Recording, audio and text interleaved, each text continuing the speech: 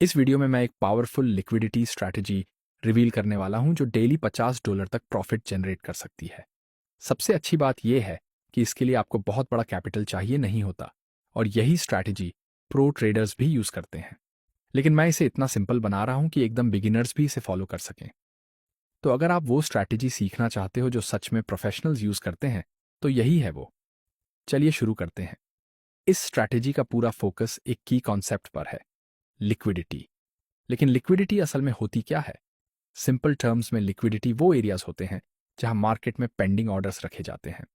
चलो इसे एक प्रैक्टिकल एग्जांपल से समझते हैं। मान लो आप एक चार्ट देख रहे हो और डिसाइड करते हो कि आप एक स्पेसिफिक प्राइस लेवल पर बाय करोगे। इस वक्त आप बेसिकली मार्केट को लिक्विडिटी दे रहे हो उस प्राइस पर। मतलब आप मार्केट से कह रहे हो, हे मैं इस प्राइस पर बाय करने को रेडी हूं। सेम प्रिंसिपल तब भी अप्लाई होता है जब आप सेल ऑर्डर प्लेस करते हो। तब भी आप मार्केट को बोल रहे होते हो, हे मैं इस प्राइस पर सेल करने को रेडी हूं, और इससे उस लेवल पर लिक्विडिटी बन जाती है। अक्सर मार्केट्स में हर प्राइस लेवल पर लिक्विडिटी होती है क्योंकि लाखों ट्रेडर्स अलग अलग प्राइसेस पे ऑर्डर्स डालते रहते हैं। ये ट्रेडर्स रिटेल हो सकते हैं, बड़े बैंक्स या फाइनेंशियल इंस्टीट्यूशंस हो सकते हैं। तो हर प्राइस पॉइंट पर कोई ना कोई बाई करने वाला होता है और कोई ना कोई सेल करने वाला भी। यही लिक्विडिटी का कॉन्सेप्ट है और यही है जो मार्केट को रोज मूव करता है। लेकिन कुछ ऐसे प्राइस लेवल्स होते हैं जहां लिक्विडिटी ज्यादा होती है। मान लो चार्ट पर एक सपोर्ट लेवल है जहां से प्राइस 2 बार बाउंस कर चुका है। अब जब प्राइस फिर से उस लेवल के पास आता है तो ज्यादातर ट्रेडर्स क्या करेंगे, वो एक्सपेक्ट करेंगे कि फिर से बाउंस होगा। तो वो उसी सपोर्ट पर लॉन्ग पोजीशन लेंगे और अपना स्टॉप लॉस जस्ट नीचे रखेंगे। और अगर कोई ज्यादा कॉशियस है तो वो थोड़ा और नीचे एसएल रखेगा ताकि आसानी से स्टॉप आउट ना हो। शायद आपने भी ये एक्सपीरियंस किया होगा। प्राइस बाउंस करने की बजाय सपोर्ट को थोड़ा सा विक कर जाता है, स्टॉप लॉस ट्रिगर करता है और फिर वापस ऊपर आ जाता है। और आप सोचते रह जाते हो कि ये सेटअप फेल क्यों हुआ। इसका रीजन ये है कि प्रो ट्रेडर्स जिनके पास बड़ा कैपिटल होता है जानबूझकर सपोर्ट के नीचे की रेस्टिंग लिक्विडिटी को टारगेट करते हैं। उन्हें पता होता है कि बहुत सारे रिटेल ट्रेडर्स वही पैटर्न देख रहे हैं और एसएल एक ही जोन में रख रहे हैं।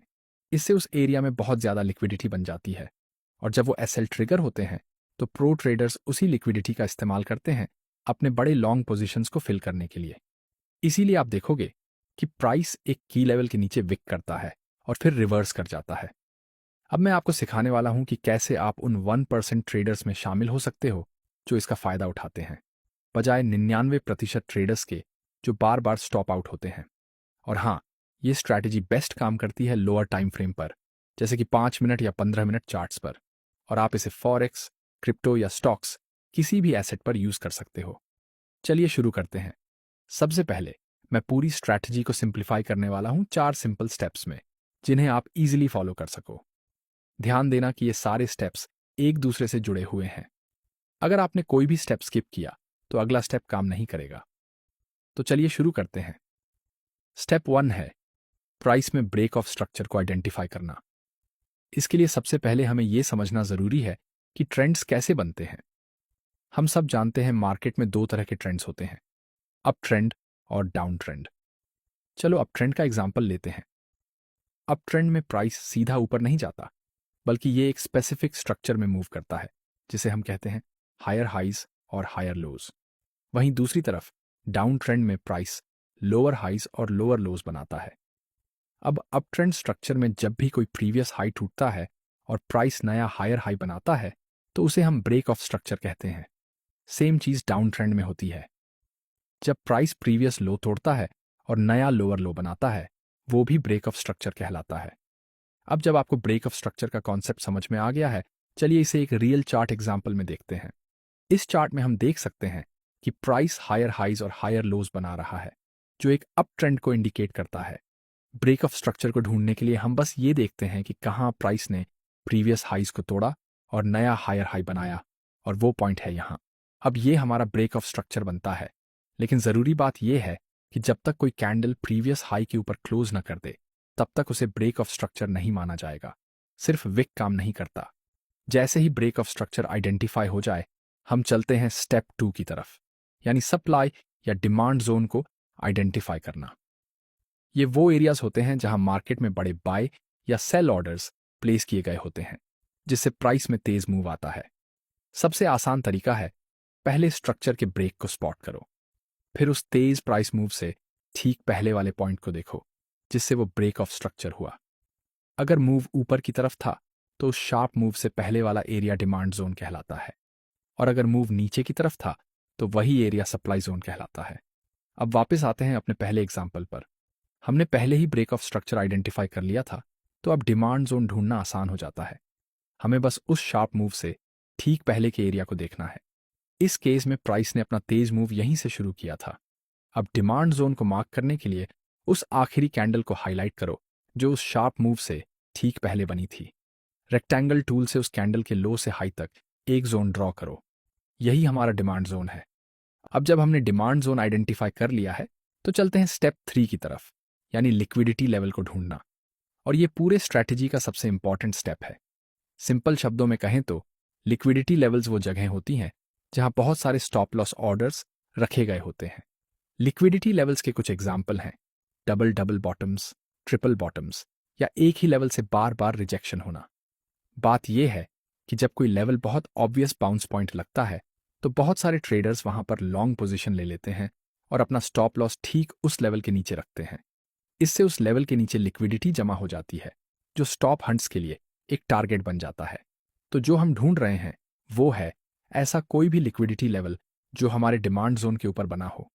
अक्सर क्या होता है कि प्राइस उस लेवल के नीचे ब्रेक करता है, लिक्विडिटी को स्वीप करता है और फिर हमारे डिमांड जोन से बाउंस करता है। यही बाउंस हमारी लॉन्ग अपॉर्चुनिटी बनती है। यही लॉजिक बेरिश स्ट्रक्चर में भी लागू होता है। वहां हम ढूंढते हैं ऐसा लिक्विडिटी लेवल जो हमारे सप्लाई जोन के नीचे हो। अक्सर होता यह है कि प्राइस उस लेवल के ऊपर ब्रेक करता है, लिक्विडिटी को स्वीप करता है और फिर सप्लाई जोन से रिजेक्ट होता है, और वही रिजेक्शन हमारी शॉर्ट अपॉर्चुनिटी बनती है। अब वापस चलते हैं अपने ओरिजिनल एग्जाम्पल पर।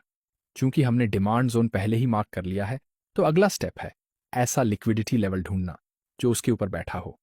और यहां हम देख सकते हैं कि प्राइस ने डबल बॉटम बनाया है, एक ही लेवल से 2 बार रिजेक्ट हुआ है, जिससे उस लेवल के नीचे लिक्विडिटी का पूल बन गया है। जैसे ही लिक्विडिटी लेवल आइडेंटिफाई हो जाता है हम चलते हैं फाइनल स्टेप की तरफ, यानी ट्रेड में एंट्री करना। इस स्ट्रैटेजी से ट्रेड में एंट्री करना काफी सिंपल है। हम डिमांड जोन के ऊपर एक लिमिट बाय ऑर्डर रखते हैं, स्टॉप लॉस थोड़ा नीचे रखते हैं और टेक प्रॉफिट सेट करते हैं स्टॉप लॉस डिस्टेंस का 2 गुना। और अगर थोड़ा एग्रेसिव होना है तो प्रीवियस हाइस को टारगेट किया जा सकता है। लिमिट ऑर्डर का मतलब है कि हम ट्रेड में करंट प्राइस पर एंटर नहीं कर रहे। हम अपने डिजायर्ड एंट्री प्राइस के साथ साथ स्टॉप लॉस और टेक प्रॉफिट पहले से ही सेट कर देते हैं। इससे आपको चार्ट के सामने बैठे रहने की जरूरत भी नहीं होती। बस एक बार लिमिट ऑर्डर लगा दो और प्राइस को अपना काम करने दो। इस एग्जाम्पल में प्राइस ने लिक्विडिटी लेवल के नीचे ब्रेक किया, हमारे एंट्री जोन में विक किया और फिर वापस ऊपर रिवर्स हो गया, हमारे टेक प्रॉफिट तक पहुंच गया। शुरुआत में ये स्ट्रैटेजी थोड़ी कॉम्प्लेक्स लग सकती है क्योंकि बहुत सारे कंडीशंस मिलकर काम करती हैं, लेकिन असल में ये सिर्फ कुछ की रूल्स को स्पॉट करने की बात है। जैसे लिक्विडिटी लेवल जो किसी सप्लाई या डिमांड जोन के पास हो, ये बिल्कुल वैसा ही है जैसे चार्ट पैटर्न को स्पॉट करना। मान लो आप ट्रायंगल पैटर्न ढूंढ रहे हो तो आप एग्जैक्ट मूवमेंट नहीं ढूंढते, आप बस वो रूल्स फॉलो करते हो जो उस पैटर्न को बनाते हैं, जैसे कन्वर्जिंग ट्रेंड लाइंस। ठीक वैसे ही हमारी लिक्विडिटी स्ट्रैटेजी भी एक पैटर्न है। हमें एग्जैक्ट प्राइस मूवमेंट की तलाश नहीं करनी, बल्कि उन रूल्स की जो इस पैटर्न को बनाते हैं, जैसे लिक्विडिटी लेवल जो सप्लाई या डिमांड जोन के पास बन रहा हो। इसीलिए यह जरूरी है कि आप इन रूल्स को अच्छे से समझो, सिर्फ प्राइस की सीक्वेंस को याद न करो। अब चलते हैं एक और एग्जाम्पल की तरफ। तो फिर से पहला स्टेप है ब्रेक ऑफ स्ट्रक्चर को ढूंढना। इस पूरे चार्ट को देखो, हमें साफ दिख रहा है कि प्राइस लोअर हाइज और लोअर लोज बना रहा है, मतलब ये एक क्लियर डाउन ट्रेंड है। और यहां हमें एक ब्रेक ऑफ स्ट्रक्चर दिख रहा है जब प्राइस ने इस लो को तोड़कर नया लोअर लो बनाया। फिर यहां भी एक और ब्रेक ऑफ स्ट्रक्चर है जब प्राइस ने प्रीवियस लो को तोड़ा। अब जब हमने ब्रेक ऑफ स्ट्रक्चर आइडेंटिफाई कर लिया तो चलते हैं स्टेप 2 की तरफ, यानी सप्लाई या डिमांड जोन को आइडेंटिफाई करना। चूंकि ये डाउन ट्रेंड है तो हम सप्लाई जोन ढूंढेंगे। इसके लिए हम सबसे रीसेंट ब्रेक ऑफ स्ट्रक्चर को लेते हैं, फिर उस तेज गिरावट से ठीक पहले के पॉइंट को ढूंढते हैं जिससे वो ब्रेक ऑफ स्ट्रक्चर हुआ। इस केस में वो पॉइंट यही है। तो अब हम अपना सप्लाई जोन मार्क करते हैं। अब चलते हैं स्टेप 3 की तरफ, यानी उस सप्लाई जोन के नीचे लिक्विडिटी लेवल ढूंढना।